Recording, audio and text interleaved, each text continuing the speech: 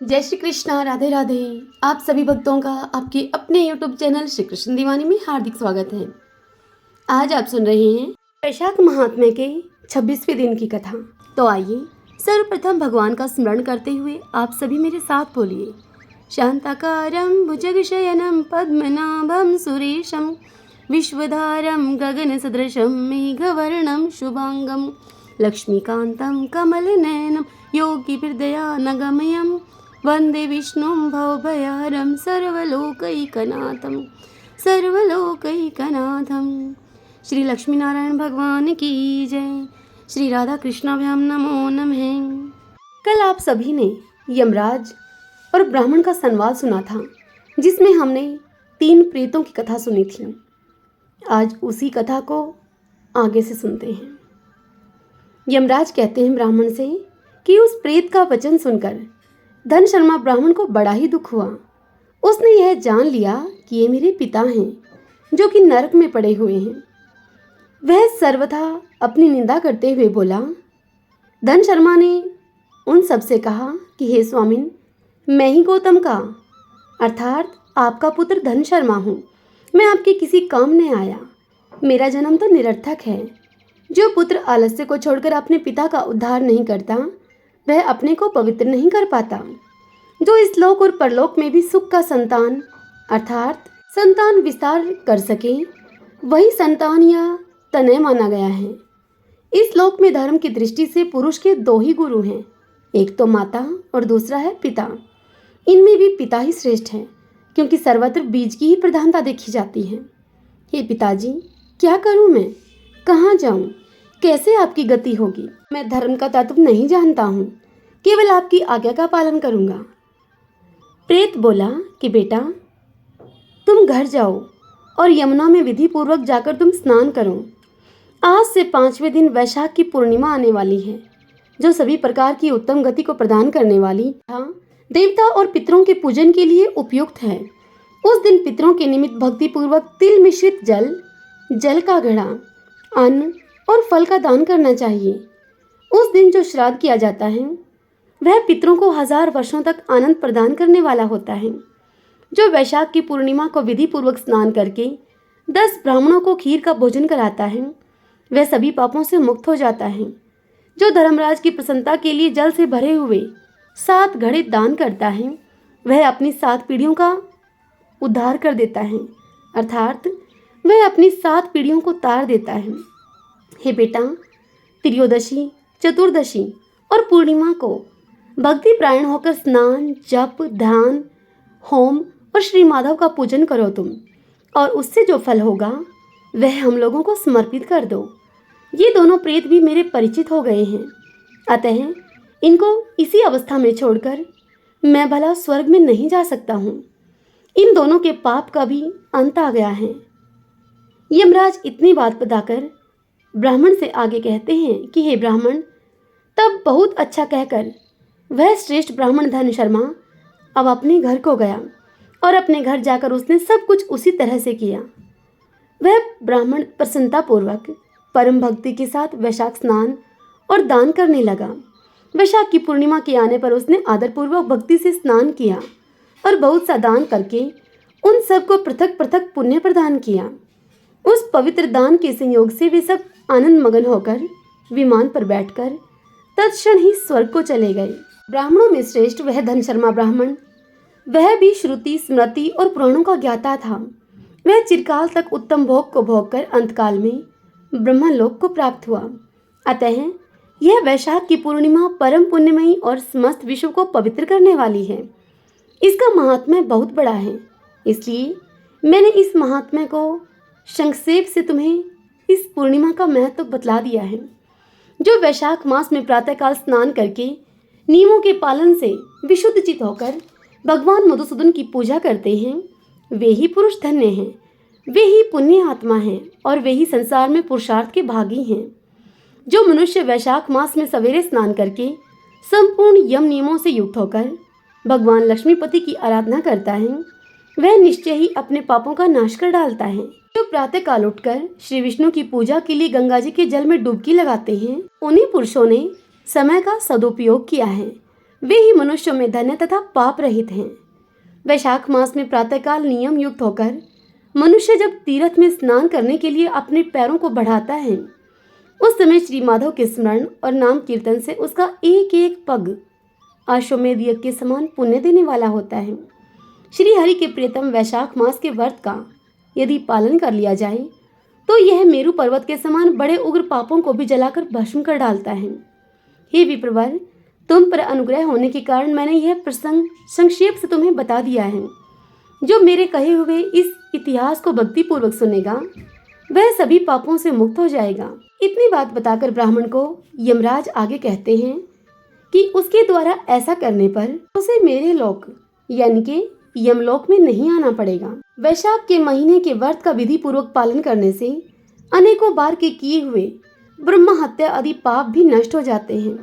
यह निश्चित बात है। वह पुरुष अपने 30 पीढ़ी पहले के पूर्वजों को और 30 पीढ़ी बाद की संतानों को भी तार देता है, क्योंकि अनायास ही नाना प्रकार के कर्म करने वाले भगवान श्री हरि को वैशाख मास बहुत ही प्रिय है।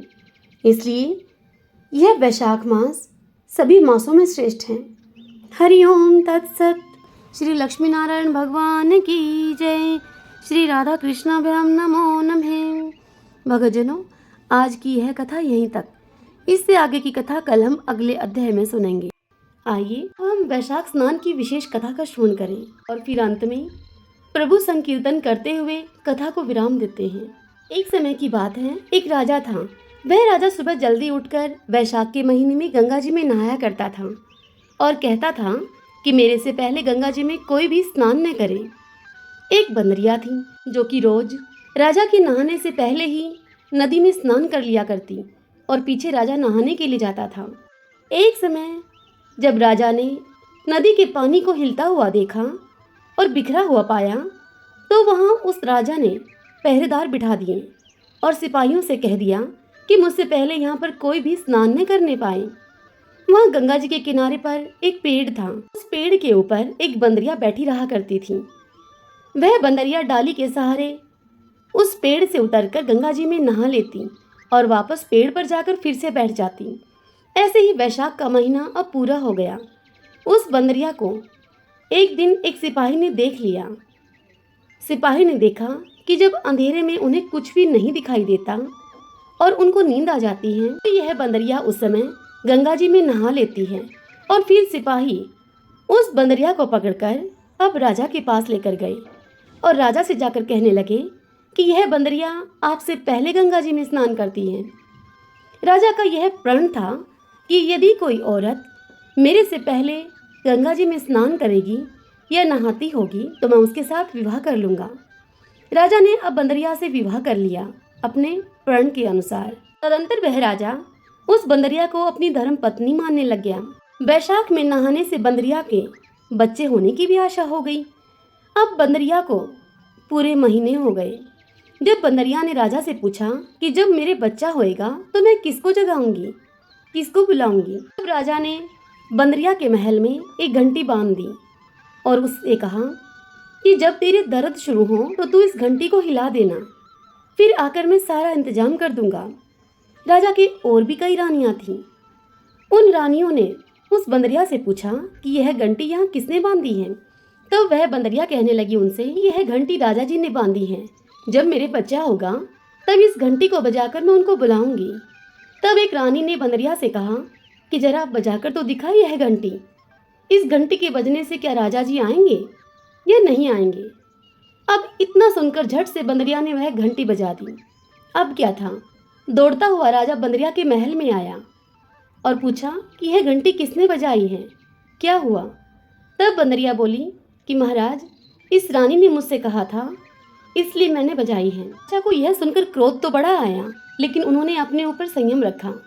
अब कुछ दिनों के बाद उस बंदरिया के बच्चा होने लगा तो उस बंदरिया ने घंटी फिर से बजाई, लेकिन इस बार राजा नहीं आए। फिर बंदरिया रानियों से पूछने लगी कि मैं बच्चा कैसे पैदा करूं। तब रानियों ने उसे उसका मजाक उड़ाते हुए कहा कि आंखों पर पट्टी बांध ले और ओखली में अपना सिर दे दे। तत्पश्चात फिर बंदरिया के वैशाख के नहाने के पुण्य से एक अति सुंदर लड़का पैदा हुआ। लड़का होते ही रानी ने राजा को नहीं बताया और ना ही दिया। दासी को देते हुए उस रानी ने कहा कि इस बंदरिया के बच्चे को तू नदी में बहा दे और बंदरिया के पास आटे को खून में लपेट कर रख दे। दासी ने रानी के कहे अनुसार वैसा ही किया। अब जब राजा आए, उन्होंने आकर पूछा कि क्या हुआ है। तब रानी ने कहा कि महाराज, बच्चा नहीं हुआ, ये ईंट पत्थर हुआ है।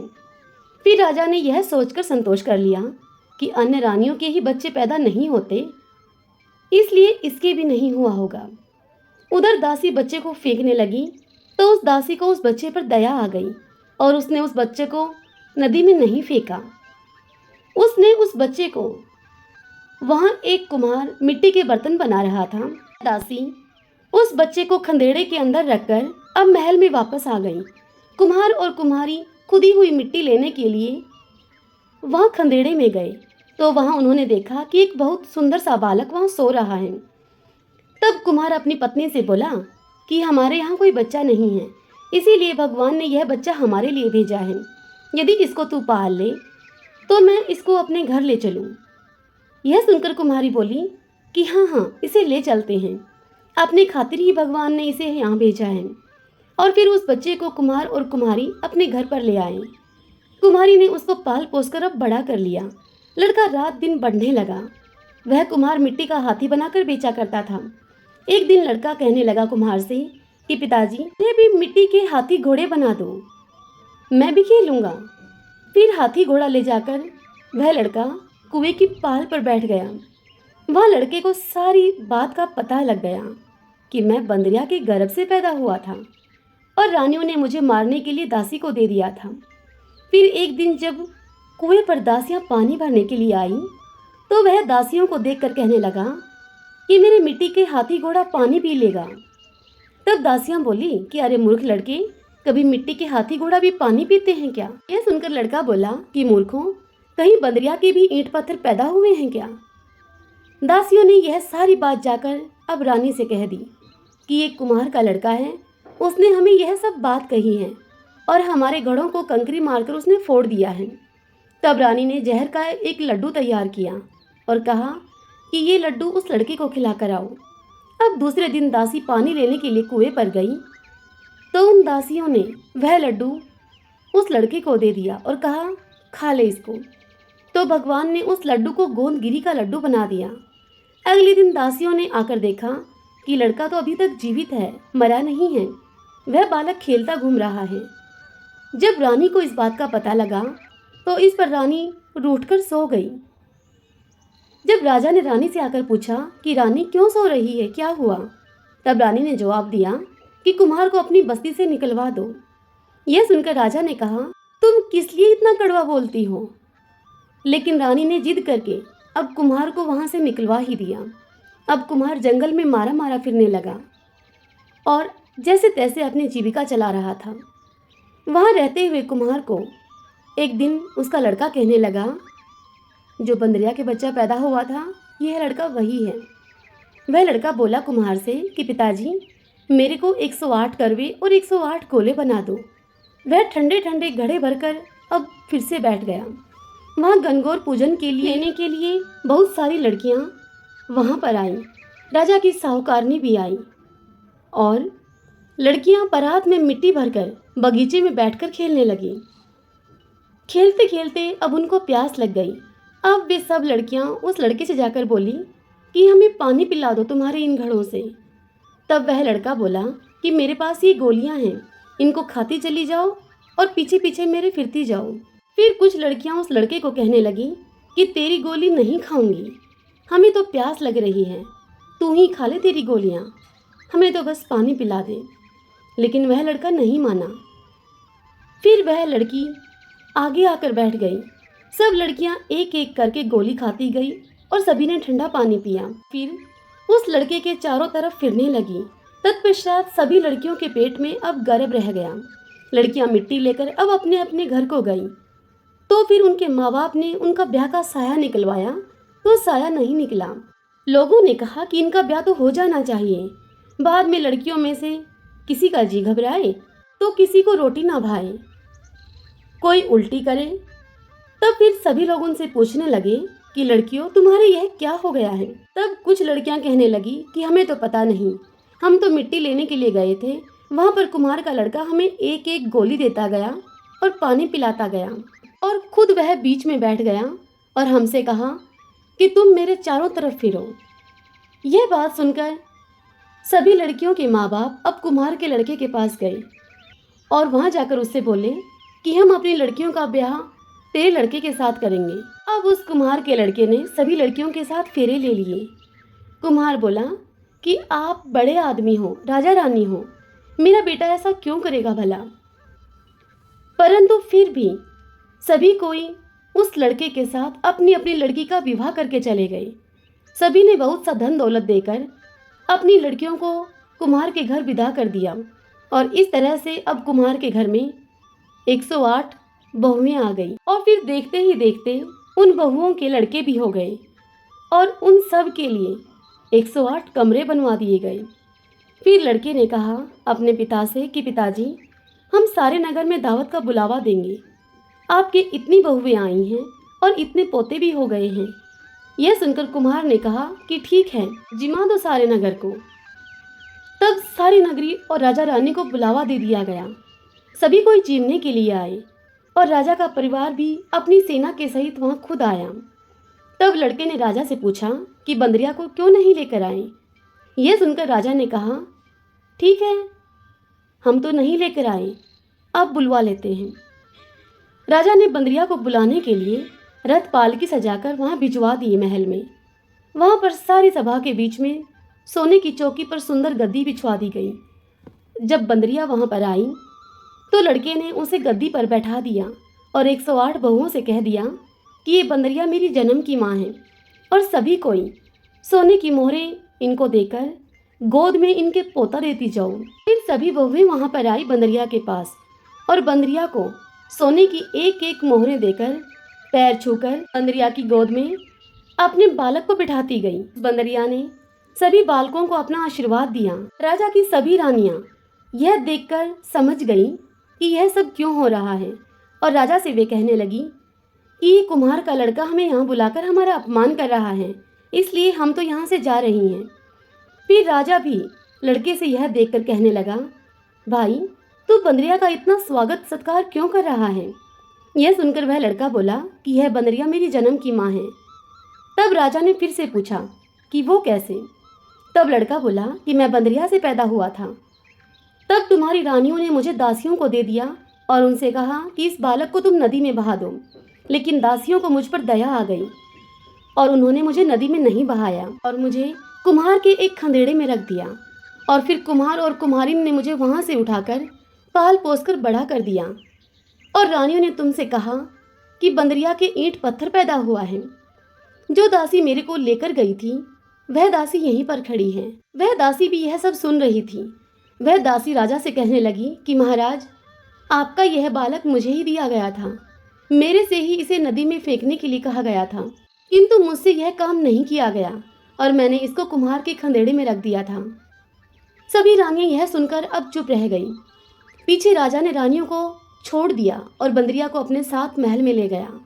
साथ में पोतों को, बहुओं और बेटे को भी अपने साथ लेकर बड़े गाजे बाजे के साथ वह अपने महल में गया और सबको अलग अलग महल बनवा दिए। सब वहां पर जाकर राजकाज करने लगी और सारी दुनिया कहने लगी कि वैशाख नहाने का इतना फल है तो सभी को वैशाख स्नान करना चाहिए और दान पुण्य करना चाहिए। बाद में कुम्हार से कहा राजा ने कि तेरे को जितना धन चाहिए तू ले ले, तेरा मन चाहे तो मेरे महल में आकर रहे, तेरा मन हो तो तू अपने घर में ही रहे, क्योंकि तूने बहुत बड़ा उपकार किया है मुझ पर। और फिर राजा ने कुम्हार को बहुत सारा धन दे दिया। बंदरिया वैशाख नहाई तो राजा जी का राज पाया और 108 पोते पाए। हे भगवान, जैसे बंदरिया को सुख संपत्ति दी वैसे ही आप सभी को देना। जो कोई भी इस कहानी को कहता है, सुनता है, हुंकारा भरता है, वैशाख के प्रभु भगवान विष्णु की कृपा से उसकी समस्त मनोकामनाएं पूर्ण होती हैं। सभी बोलिए विष्णु भगवान की जय। श्री कृष्ण गोविंद हरि मुरारी, हे नाथ नारायण वासुदेव। श्री कृष्ण गोविंद हरे मुरारी, हे नाथ नारायण वासुदेव। श्री कृष्ण गोविंद हरे मुरारी, हे नाथ नारायण वासुदेव। श्री कृष्ण गोविंद हरे मुरारी, हे नाथ नारायण वासुदेव। श्री कृष्ण गोविंद हरे मुरारी, हे नाथ नारायण वासुदेव। आशा करती हूँ आज का यह महात्म्य और यह कहानी आपको पसंद आई होगी। यदि ऐसा हो तो इस वीडियो को आप लाइक करें, अपने अपनों के साथ शेयर करें और यदि अभी तक आपने हमारे चैनल श्री कृष्ण दीवानी को सब्सक्राइब नहीं किया है तो जरूर करें। बेल आइकन के बटन को भी दबा लीजिएगा ताकि हमारे आने वाले नए वीडियोस के सभी नोटिफिकेशन आप तक आसानी से पहुंच सकें। हरे कृष्णा।